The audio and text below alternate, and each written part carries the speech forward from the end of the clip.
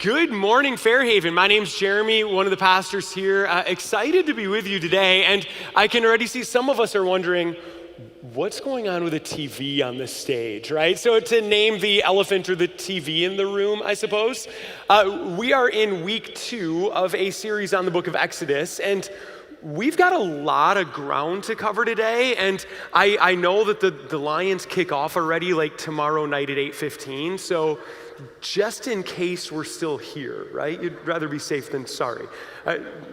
Just kidding, kind of. But no, one of the things that we do here is we believe that the scriptures are as relevant and real and life-changing as ever, and we're constantly asking the questions, how can we better use the resources we have or the technology that we have to continue to dive into the words of the scriptures in ways that open them to help us see that they're not just their stories, but they're our stories, and how do we continue to give ourselves to doing that the best we can? And so one of the things we're gonna try out for the next little bit is utilizing a TV kind of as an additional screen to help us in the live stream, and my hope is it's helpful here in the space as well. And so this morning, we're jumping into week 2. We started last week.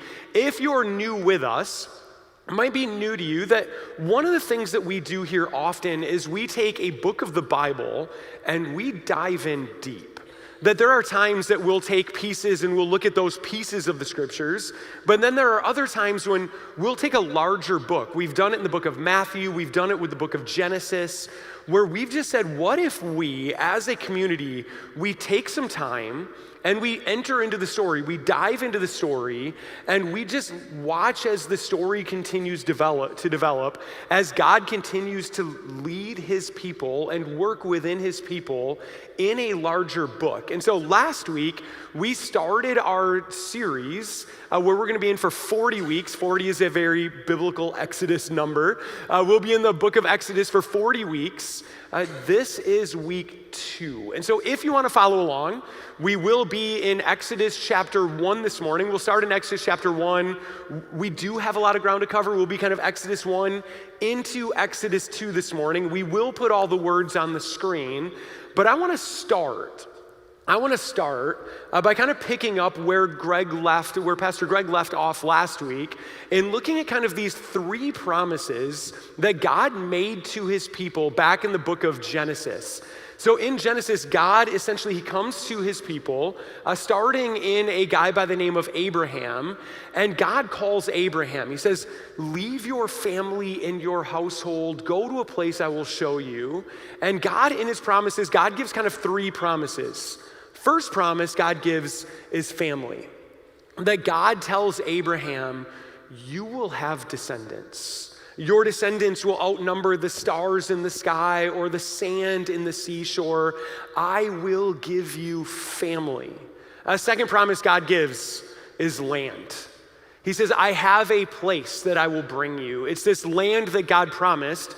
We call it the promised land because it's the land God promised to Abraham and his people. So God says, you will be a family. I will give you a land. And the third promise God gives is kind of the one that's maybe a little bit less familiar, we're a little less familiar with. It's that promise of influence. That God says, you'll have a family, I will give you a land, and God kind of gives the why.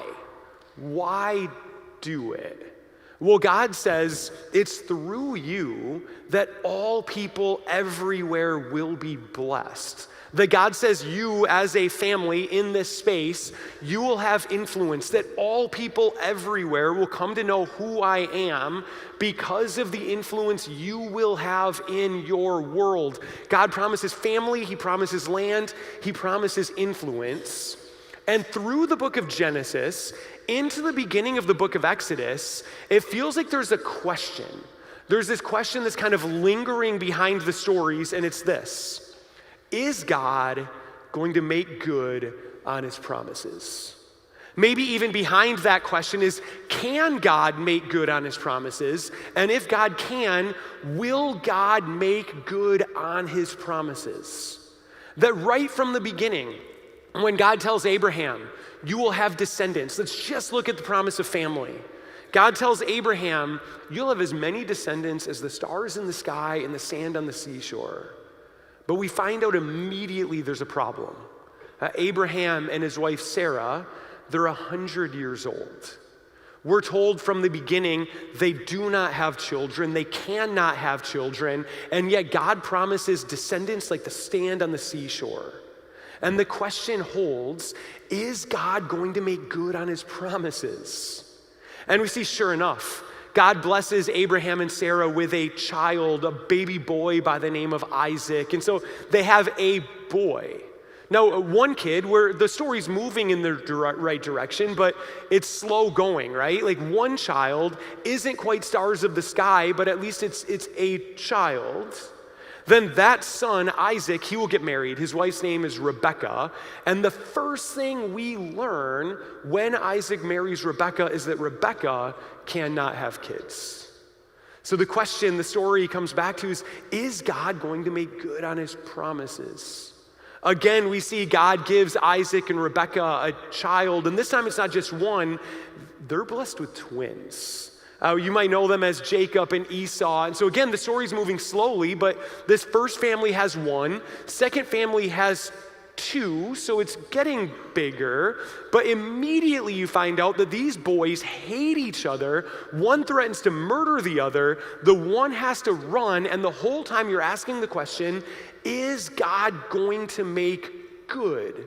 That through the book of Genesis, God time and again continues to give descendants. God continues to help this family advance. But all through the book of Genesis, all we have is a person and their immediate family, right? It's Abraham and his family. It's Isaac and his family. It's Jacob and his family. It turns into Joseph at the end of the book of Genesis, that God keeps it moving forward, but we're still so far short of stars of the sky and sand on the seashore. Is God going to make good on his promises? And then there's that second promise. If the first one is family, second one is land. If we look at a map, if we kind of zoom out on a map, we are way more zoomed out than normal. Normally, when we look at a map, we're looking at this section right here. It's the nation of Israel. We always reference the Sea of Galilee and the Dead Sea. But if we zoom out, when God first comes to Abraham and says, Abraham, leave your land and your family, we know at that point in the story, Abraham is living in a land called Ur. It's right over here. So God calls Abraham and God says, I'm going to give you a land. Trust me, follow, go where I tell you. And so Abraham's leaving here. We know the promised land is going to be this area right here. It's the land, at that time, it's known as the land of Canaan. And so they're going to end here. We might look at the map. We live in a land of like planes, trains, and automobiles, right? So we know Abraham's going to come from here. He's going to end here. We might immediately think, what's the fastest way to get there? A straight line, right? You're gonna cut straight across, except do you notice there's a little bit of green on the map? Do you notice what color this is? It's brown. It's kind of that orangey, reddish brown. If we were to actually step on foot right in this area, it's gonna look like this. How many of you would wanna walk for hundreds of miles in the ancient world across that? It looks otherworldly, doesn't it? It kind of makes sense that there's a couple movies in the recent past have been shot in this area. The newest Dune movie was shot in that area, an area of Wadi Rum. It's in that desert. Or maybe a more popular one, the movie Martian, right? Matt Damon, filmed in Wadi Rum in that desert region. What you don't do, if you're Abraham and his family, what you don't do if you want to survive the trek is move from that location over here. Instead, what you're going to do is you're going to take a route that is going to allow you to survive the journey. So what do? Let me actually mark this thing up. This thing is pretty. I'm going to draw on the TV if I can get that menu to pop up. Oh, let's go. Where'd it go? Okay, all right, okay. So Abraham is going to start in this area right here. The land of Ur is right down here. We know Abraham, the promised land is going to be over here. If you come straight across, you are walking through this barren, otherworldly desert. So what does Abraham do? Do you notice the river right here? This is the Tigris, it's the Euphrates. If you're gonna travel in the ancient world, the best way to travel is to stay along a water source because you need water to live. Villages are gonna be along the water source. You're gonna be able to stop. There's people that are gonna give you a place to stay, food to eat. So what Abraham's gonna do is he's gonna follow what's known as the Fertile Crescent. He's gonna come up.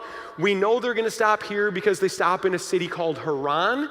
So he's gonna stop here, he's gonna come down, and for a brief moment in the book of Genesis, for a little bit, they're kind of nomads. They're wandering around the promised land. They really don't settle. They really don't have a place to live, to call home, but they're kind of wandering around this land. And then near the end of the book of Genesis, something happens. We read that a famine has come on the land. There is no food. They have no food. Abraham, at this point, it's Abraham's grandson. So Abraham, Isaac, Jacob.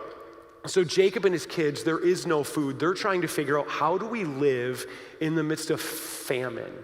Where do you go? How do you live? Well, do you notice on the map, there's a lot of brown. There's a lot of brown. There's a little bit of green. And then do you notice there's a spot of really dark green? There's this thing, you see this thing right here? That is essentially where the Nile River, it's the Nile River Delta. It's where the Nile River is gonna spill out into the Mediterranean. This is the land of Egypt. And so when Jacob and his family are facing famine, when they're wondering, how are we gonna eat? How are we gonna live? How are we gonna make it? They go where so many others in their world went in times of famine. They went from this land down here. In the book of Genesis ends with the Israelite people going to a fertile land, a land where you can plant, a land where you can grow, a land where you can eat, where you can live. But do you notice how quickly that region goes from dark green to brown? If we were to jump on foot right here, if we go to the next picture.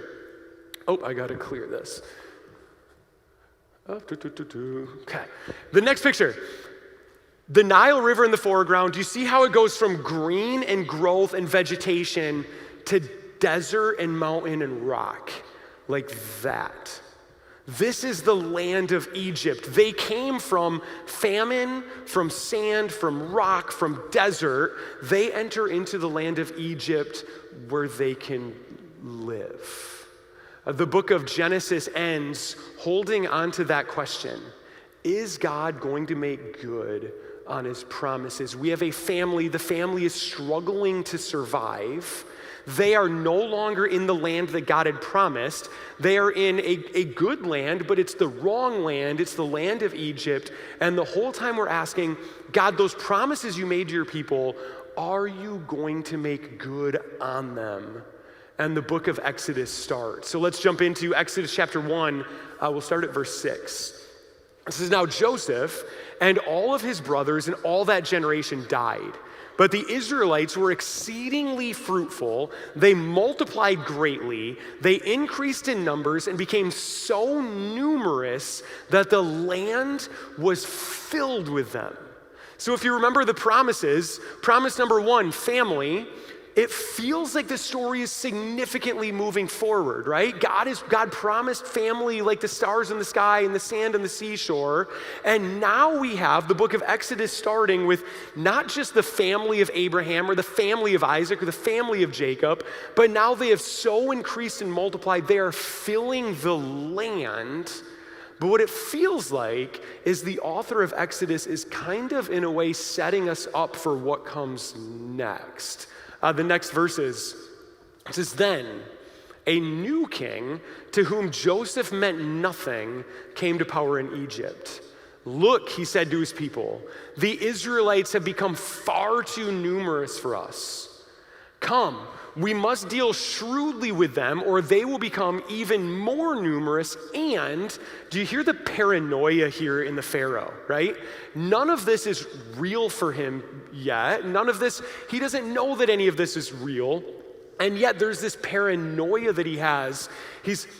They will become too numerous that if war breaks out, they might join our enemies, they might fight against us, and they might leave our country. So Pharaoh is filled with this paranoia, so he decides he needs to do something about it. So they put slave masters over them to oppress them with forced labor. They built Pithom and Ramses as store cities for Pharaoh. But the more they were oppressed, the more they multiplied and spread. God is continuing to make good on his promise. So the Egyptians came together to dread the Israelites, and they worked them ruthlessly. They made their lives bitter with harsh labor and brick and mortar and with all kinds of work in the fields. In all their harsh labor, the Egyptians worked them ruthlessly. As to the book of Exodus, the beginning of the book of Exodus, we feel this significant turn where God is growing them as a people. They are in a good land, which isn't their land, but it's a good land. It's a land where they're able to live. And then in the blink of an eye, it feels like in the blink of an eye, in a moment, for them, they go from a place where they can live, where they're flourishing, to now being under the thumb of the Pharaoh.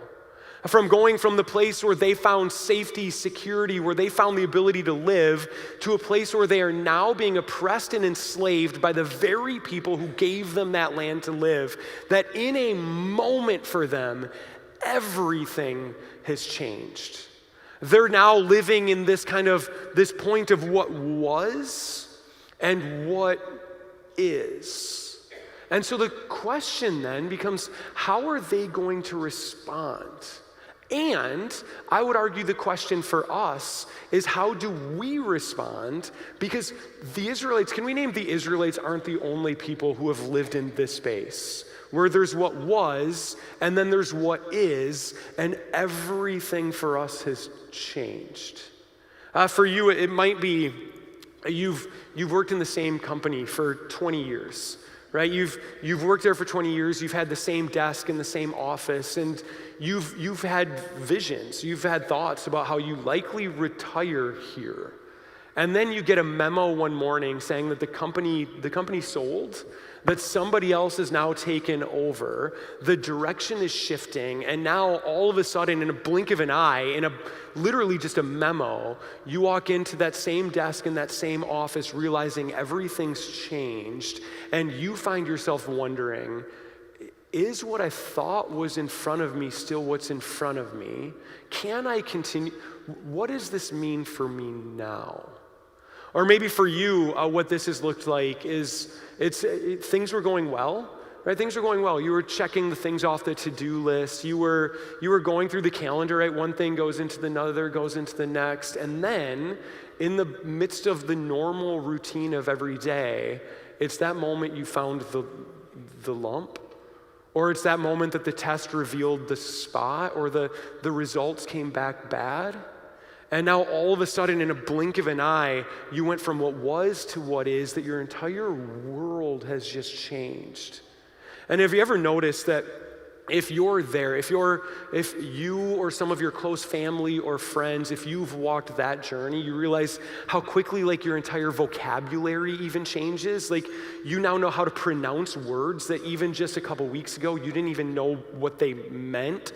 That now you find yourself having conversations and thinking 3 weeks ago I would have no idea what we're talking about, but all of a sudden your entire world has changed. For the Israelite people, they're there. There's what was, there's what is, and in this moment, everything for them has shifted, everything has changed.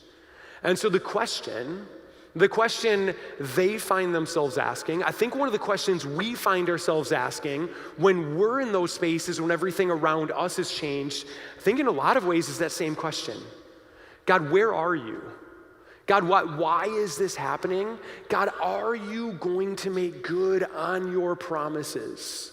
The Israelite people were given these promises, and now they're in slavery, they're in bondage by a king who is trying to get rid of them. For us, when we walk through seasons, we find ourselves asking, God, why is this happening? God, where are you? God, how do we respond in the midst of it when everything around us feels like it's shaking? So what I want to do in the rest of the text is dive in and look at a response There's a few responses I want to kind of tease out at the end, but in order to do that, we're going to jump in and read the rest of the story. There's a little bit there. We'll take a couple pauses. But the king of Egypt said to the Hebrew midwives, whose names were Shiphrah and Puah, when you are helping the Hebrew women during childbirth on the delivery stool, if you see that the baby is a boy, kill him, but if it's a girl, let her live. So the Pharaoh gives the order to the midwives as the Hebrew women are giving birth. Let me give you a picture. This was inscribed in Egypt. This is essentially a woman on a birthing stool. In Egypt, this is often how it would happen, that you would have a midwife on either side of her, kind of holding an arm, one to catch the baby. And the king of the Egyptians, the Pharaoh, basically says, as the Hebrew women are giving birth, if it's a baby boy, kill it. If it's a girl, let it live. And the story continues. It says, the midwives, however, feared God and did not do what the king of Egypt had told them to do. They let the boys live. Now, question for you. How much power do the midwives have? In ancient Egypt, how much power do the midwives have? None, right? None. How much power does the Pharaoh have? All of it. And what the midwives do is so incredibly shocking that what the midwives do is when they are given an order from the person on the top, from the most powerful person in the entire world, they say no. They say no, that they feared God more than they feared the Pharaoh, and they continued to give themselves to doing what is right in the face of the command of the Pharaoh, regardless of what it meant for them. They made the decision they were going to stand for what's right. They are going to continue to do what's right, regardless, come what may to them. And the story continues. It says, then the king of Egypt summoned the midwives and asked them, why have you done this? Why have you let the boys live? The midwives answered Pharaoh, well, Hebrew women, they said, are not like the Egyptian women. They're vigorous and give birth before the midwives even arrive. I love their explanation, right? Like, we're trying, but by the time we show up, babies are born. We have no idea when it's happening or how it's happening. Pharaoh doesn't love the answer. Pharaoh wants his way done because that's what Pharaoh does. So Pharaoh goes around them. And in verse 20, it says, so God was kind to the midwives, and the people increased and became even more numerous. And because the midwives feared God, he gave them families of their own. And then Pharaoh responds, then Pharaoh gave this order to all of his people. He started with the midwives. The midwives wouldn't do it. So now he goes around the midwives to everybody. And he says, every Hebrew boy that is born, you must throw into the Nile, but let every girl live. God promised family, God promised descendants, God promised a people. And now the Pharaoh is standing in the way, trying to threaten the very thing that God promised. And then we have a story about a baby boy who will be born, who will end up changing everything. We'll kind of read it through. Now, a man of the tribe of Levi married a Levite woman, and she became pregnant and gave birth to a son. When she saw that he was a fine child, she hid him for 3 months. But when she could hide him no longer, she got a papyrus basket for him and coated it with tar and pitch. Then she placed the child in it and put it among the reeds along the bank of the Nile. His sister stood at a distance to see what would happen to him. Then Pharaoh's daughter went down to the Nile to bathe, and her attendants were walking along the riverbank. She saw the basket among the reeds and sent her female slave to get it. She opened it and saw the baby. He was crying, and she felt sorry for him. This is one of the Hebrew babies, she said. Then his sister asked Pharaoh's daughter, shall I go and get one of the Hebrew women to nurse the baby for you? Yes, go, she answered. So the girl went and got the baby's mother. Pharaoh's daughter said to her, take this baby and nurse him for me, and I will pay you. So the woman took the baby and nursed him. When the child grew older, she took him to Pharaoh's daughter, and he became her son. She named him Moses, saying, I drew him out of the water.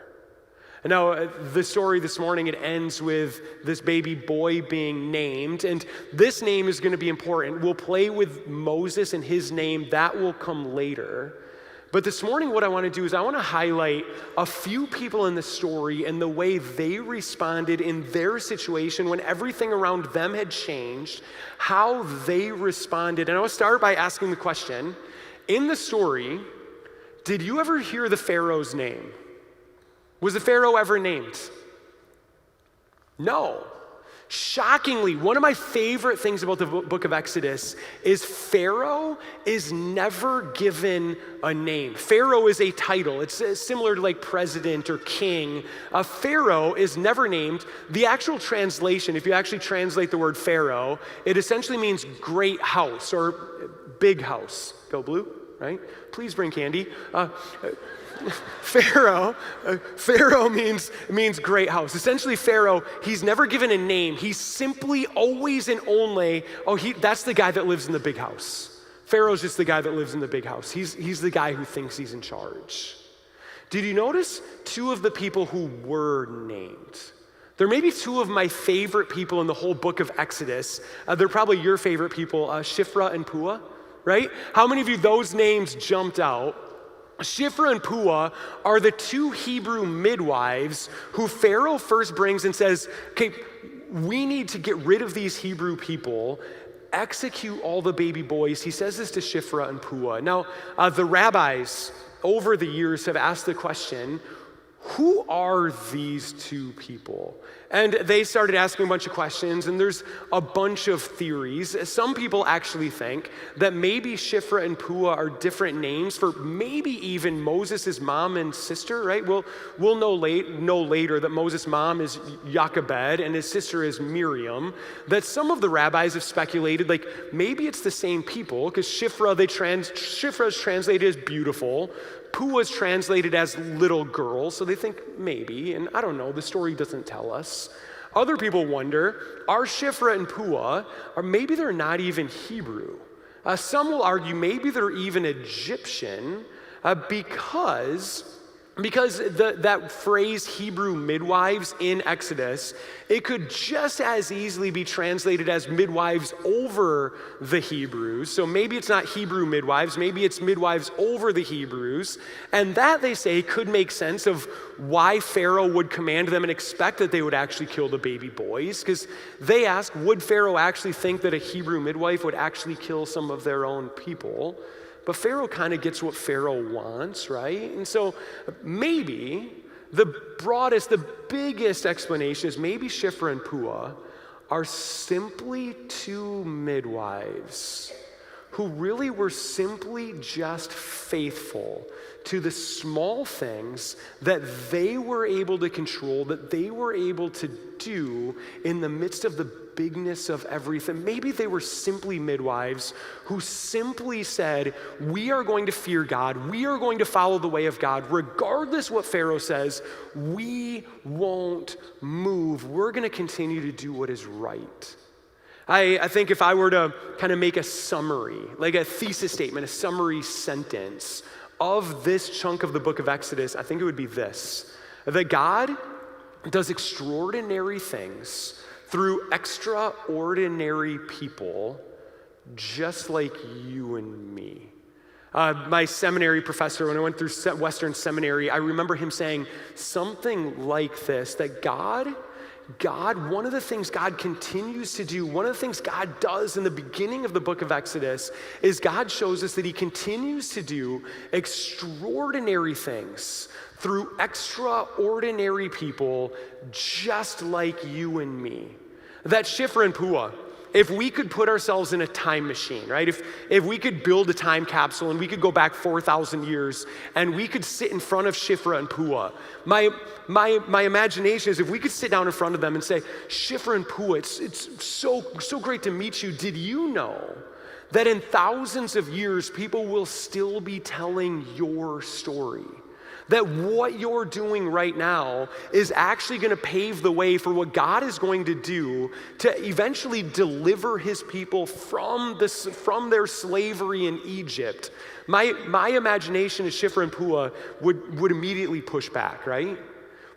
what do you mean God's using me to do something that will eventually lead to the Israelite people, to our people going free? All we're doing is simply making sure that these baby boys live because we believe they matter to God.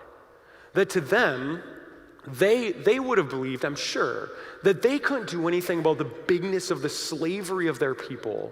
But what they could do is they could focus on something small. They could focus on something in there that they could have control over, and they could continue to do what was right simply because it was right. The other person is Miriam. She's not named yet in the story, but Moses' sister, right? Moses' sister. She couldn't do anything about this Pharaoh's command to kill all the baby boys, but what she did know is she could do something for her baby brother, right? If we could have found Miriam hiding in the reeds and gone, Miriam, what you're doing is going to help God pave the way to set your people free. I imagine Miriam's going to say the same thing. What do you mean? I can't stand up to the Pharaoh. I have no power over what's happening. But what Miriam knew is that Miriam could do what she could do to do what was right, that what she could do was she could watch over her baby brother. She could make sure that after mom put baby brother in the reeds, she could make sure that her baby brother was going to be okay, because what God continues to do is do extraordinary things through extraordinary people just like you and me.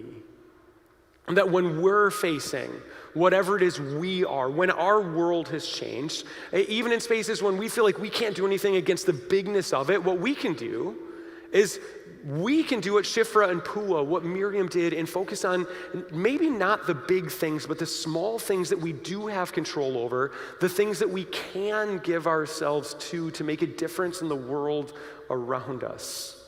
As I was thinking about this morning, I couldn't help but think of a time when it felt like my entire world had shaken, when everything had changed. And for those of you that haven't blocked the entire year of 2020 out of your brains, right? Can you think of a bigger time in the last few years when it feels like there's what was and then there was what is, and it felt like everything changed? And there is a story that happened to my family during that time. I called Jill Longstreet this week and asked if I could share a story of something that her and her husband Chris and family did during COVID. If you know Jill and Chris, they are an unbelievable gift. Chris unfortunately passed away in 2022. But if you knew Chris worked in hospitality, but hospitality wasn't just something he did for a job, it was who he was. That Chris and Jill and their family were all about bringing people together, making them feel welcomed. And what they did is in 2020, when everything had changed, when we were living in that space between what was and what is, they looked and said, okay, there's nothing we can do to fix the big story of what's going on. But what if we do what we can with what we have to change the story for somebody else? And so what they realized is they had a tradition, a routine, that on Sunday nights, they would cook chicken wings. And if you'd ever had their chicken wings, you know why they would do chicken wings. They were amazing. But on Sunday nights, they do chicken wings and said, okay, what if on Sunday nights before we made our family's meal, what if we made an entire meal and we just called somebody different every week and we dropped off a meal? So we made what we were gonna have for dinner, we drop it off so they can have it, and then we'll come home and then we'll make ours. One week during 2020, we got the phone call from Chris and Jill asking, hey, can we drop this off? And so they did. And as I look back on that time in my family's life, did they change the big story of what's happening? No. But did they change how my family experienced a moment in that of knowing that we were thought of and we were cared for and we were prayed over? Absolutely yes. Absolutely yes. I think of too many stories to even name, but I think of all of the times that I've been able to walk alongside people who have gotten significant diagnoses. When people have been told that maybe there's only a handful of days or weeks or months left. And I've had too many of these conversations to even just name one, but time and again, what I find is people walking a journey, realizing, yes, they're gonna continue to do the treatments that they can do, they're gonna continue to do what they can, and yet, in the face of a space where they're not sure if they can add days to their lives, what they've realized is they can change the way they live the days that they have in their lives. And can they change the big thing? Not as much as they can change the way they live each and every day. And to watch the story after story of people investing deeply in their family, in their friends, in those around them, to use their days differently, to change the stories of so many people around them. Because what God does is God continues to do extraordinary things through extraordinary people just like you and me.